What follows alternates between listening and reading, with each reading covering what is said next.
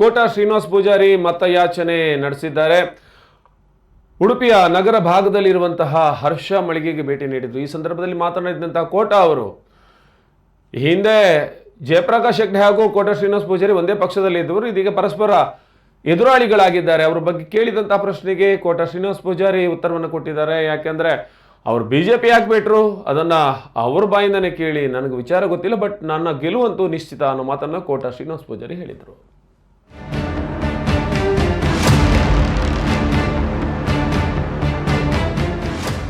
ಮತ್ತೊಮ್ಮೆ ನರೇಂದ್ರ ಮೋದಿ ಅವರು ಈ ದೇಶಕ್ಕೆ ಪ್ರಧಾನಮಂತ್ರಿಯನ್ನು ಮಾಡಲಿಕ್ಕೆ ನಾವೆಲ್ಲರೂ ಸಹಾಯ ಮಾಡಬೇಕು.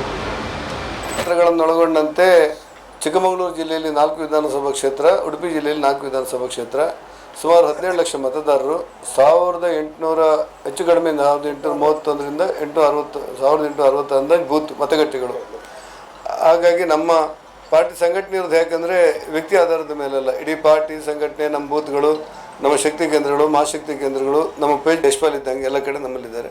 ಚಿಕ್ಕಮಗಳೂರು ಜಿಲ್ಲೆಯಲ್ಲಿ ನಮ್ಮ MLAಗಳಿಲ್ಲ, ಡಿಫೀಟ್ MLAಗಳಿದ್ದಾರೆ.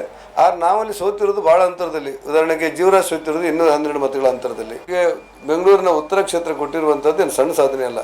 ಇಲ್ಲಿ ಸ್ಥಳೀಯವಾಗಿ ನನಗೆ ಅವಕಾಶ ಕೊಟ್ಟಿದ್ದಾರೆ. ಹಿಂದೇನಾಗಿದೆ ಅನ್ನೋದನ್ನು ಚರ್ಚೆ ಮಾಡುವ ಗೊಂದಲದ್ದು ನಾವ್ಯಾರು ಇಲ್ಲ.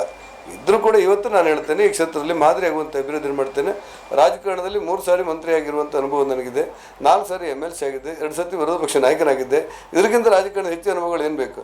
ಆ ಕಾರಣಕ್ಕೆ ನನ್ನ ಅನುಭವ ಮತ್ತು ನಾನು ಪಟ್ಟಿರುವಂಥ ಶ್ರಮ, ಎಲ್ಲ ಖಾತೆಗಳನ್ನು ತೆಗೆದುಕೊಂಡಾಗಲೂ ಕೂಡ ಆ ಖಾತೆಯನ್ನು ಬಡವರ ಪರವಾಗಿ ಪರಿವರ್ತನೆ ಮಾಡಿದ್ದೆ. ನಾನು ಧಾರ್ಮಿಕ ದತ್ತಿ ಇಲಾಖೆ ತಗೊಂಡಾಗ 70 ಕೋಟಿ ರೂಪಾಯಿನ ಬಿಡುಗಡೆ ಮಾಡಿಸಿ ಯಡಿಯೂರಪ್ಪನ ಕಾರಣ ಬಂದು ಶಿಲಾನ್ಯಾಸ ಮಾಡಿ ಟೆಂಡರ್ ಆಗಿ ಇವತ್ತು ಕಾಮಗಾರಿ ಆಗ್ತದೆ. 70% ವಿಪಕ್ಷದ ನೆಲೆಯಲ್ಲಿ ನಾನು ಮಾಡಿರೋ ಕೆಲಸಗಳು ನನಗೆ ಶಕ್ತಿ ಕೊಡುತ್ತೆ ಅಂತ ನನ್ನ ಭಾವನೆ. ಕೆಲವು ಸಮಯದಿಂದ ಜೊತೆಯಾಗಿದ್ದವರು ಇಬ್ಬರು ಒಂದೇ ಪಕ್ಷದಲ್ಲಿದ್ದವರು JPF ಮತ್ತೆ ನೀವು ಅವ್ರಿಗೆ ಕೇಳಿ, ನಮ್ಗೆ ಗೊತ್ತಿಲ್ಲ. ಅದು ನಮ್ಮಲ್ಲಿದ್ರು ಯಾಕೆ ಬಿಟ್ರ ಅಂತ ಹೇಳಿ ನನಗೆ ಗೊತ್ತಿಲ್ಲ, ನೀವು ಅವ್ರಿಗೆ ಕೇಳಿ. ಸಹಜವಾಗಿ ಒಂದು ರಾಜಕೀಯ ಪಕ್ಷದ ಅಭ್ಯರ್ಥಿ ಮತ್ತೊಂದು ರಾಜಕೀಯ ಪಕ್ಷ ಅಭ್ಯರ್ಥಿ ನಡುವೆ ಸ್ಪರ್ಧೆಗಳಿರುತ್ತೆ. ನನ್ನ ಪಾರ್ಟಿ ನನಗೆ ಟಿಕೆಟ್ ಕೊಟ್ಟು ಉಡುಪಿಯಲ್ಲಿ ಮಟ್ಟಾರ್ ರತ್ನಾಕರ್ ಹೆಗ್ಡೆ ಪತ್ರಿಕಾಗೋಷ್ಠಿಯನ್ನು ನಡೆಸಿದ್ದು. ಪತ್ರಿಕಾಗೋಷ್ಠಿ ನಡೆಸಿ ಒಂದಷ್ಟು ಮೋದಿ ಸರ್ಕಾರದ ಸಾಧನೆ ವಿಚಾರಗಳನ್ನು ಹೇಳಿದ್ರು. ಬಳಿಕ ಈ ಬಾರಿ ಕೋಟಾ ಶ್ರೀನಿವಾಸ್ ಪೂಜಾರಿ ಅವರ ಗೆಲುವು ನಿಶ್ಚಿತ. ಯಾಕಂದ್ರೆ ಕೋಟಾ ಶ್ರೀನಿವಾಸ್ ಪೂಜಾರಿ ಅವರು ಮಾಡಿರುವಂತಹ ಸಾಧನೆ ಅನೇಕ ಇದೆ. ಸಪ್ತಪದಿ ಇರಬಹುದು, ಇನ್ನು ಕೋಟಿ ಚೆನ್ನಯ ಸೈನಿಕ ತರಬೇತಿ ಶಾಲೆ ಇರಬಹುದು, ಅದೇ ರೀತಿಯಾಗಿ ನಾರಾಯಣಗುರು ವಸತಿ ನಿಲಯಗಳಿರ್ಬೋದು, ಇವೆಲ್ಲದರ ಬಗ್ಗೆ ವಿದ್ಯಾರ್ಥಿ ನಿಲಯಗಳಿರ್ಬೋದು, ಇವೆಲ್ಲದರ ಬಗ್ಗೆ ಮಾಹಿತಿಯನ್ನ ನೀಡಿದ್ರು. ಈ ಬಾರಿ ಖಂಡಿತವಾಗಿಯೂ ಕೋಟಾ ಶ್ರೀನಿವಾಸ್ ಪೂಜಾರಿ ಗೆಲ್ತಾರೆ ಅನ್ನುವ ವಿಶ್ವಾಸವನ್ನ ಮಟ್ಟಾರ್ ಹೇಳಿದರು. ವಿದ್ಯಾರ್ಥಿನಿಗಳನ್ನ ಉಡುಪಿಯಲ್ಲೇ ನಾವು ಉದ್ಘಾಟನೆ ಮಾಡಿದ್ದೇವೆ. ಒಂದು 4 ಇದಕ್ಕೆ ನಾವು ಫೌಂಡೇಶನ್ ಸ್ಟೋನ್ ಕೂಡ ಹಾಕಿದ್ದೇವೆ. ಇದು ನಾನು ಒಂದು ಜಿಲ್ಲೆ ಬಗ್ಗೆ ಹೇಳ್ತಾ ಇದ್ದೇನೆ.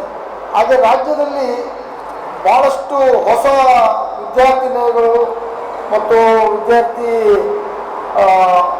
ಇದನ್ನು ಅವರು ಆರಂಭ ಮಾಡಿದ್ದಾರೆ ಮತ್ತು ಹೊಸದನ್ನು ಆರಂಭ ಮಾಡಲಿಕ್ಕೆ ಫೌಂಡೇಶನ್ ಕೂಡ ಹಾಕಿದ್ದಾರೆ.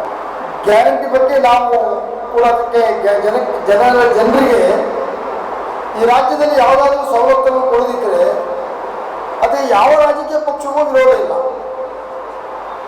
ಅದಲ್ಲದೆ ಮುಂದೆ ಇನ್ನೊಂದು ಸರ್ಕಾರ ಬಂದಾಗ, ನಮ್ಮದು ಸರ್ಕಾರ ಬರ್ಬೋದು, ಬೇರೆ ಸರ್ಕಾರ ಬಂದರೂ ಕೂಡ ಯಾವ ಗ್ಯಾರಂಟಿ